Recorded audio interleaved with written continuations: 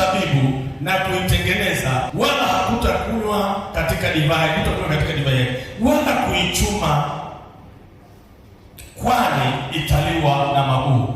Utakuwa na mizeituni katika mipaka yako yote, usijipake mafuta yake, kwa kuwa mzeituni wako utapukutika. Utazaa wana na binti, lakini hawatakuwa wako wewe, kwa sababu watakwenda utumwani. Miti yako yote na mazao ya nchi na nzige watakuwa nayo. Mgeni aliye kati yako atazidi kupaa juu. Sasa wewe ndio kusali na utafuta. Mgeni aliye kati yako atazidi kupaa juu yako, nawe utazidi kushuka chini. Yeye atakukopesha, wala wewe usimkopeshe yeye. Atakuwa kichwa, wewe utakuwa mkia. Sasa nisikilizeni. Halo. I say hapa mnisikilize kwa makini. Laana inapotimizwa, vile ulitakiwa upate, unatakaje kujua laana imekupata? Ni kwamba Mungu anataka uwe kichwa, unashangaa maisha yako ni mkia. Hiyo ni laana. Mungu anataka ukopeshe, maisha yako yote unakopa. Hiyo ni laana.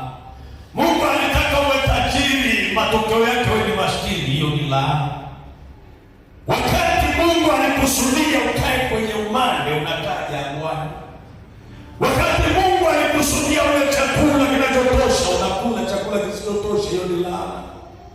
Wakati Mungu alipanga uwe na afya, unatembea afya yako ni ya mateso. Hiyo ni laana. Pedro, sikiliza, Mungu alichonituma ni kwamba hakuwahi kupanga watu wake wakae kwenye laana. Alipanga watu wake wakae kwenye baraka. Na ni lazima ujue laana ni adhabu, na lazima tushindane kutoka mahali fulani.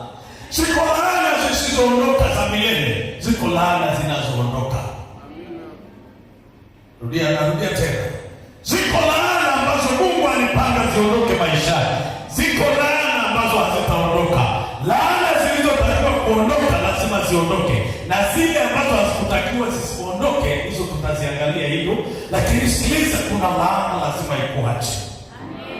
Hiyo laana ya chakula, nasema utabeba mbegu utapeleka shambani, lakini hizo mbegu utakula machache. Hiyo laana lazima iondoke kwako.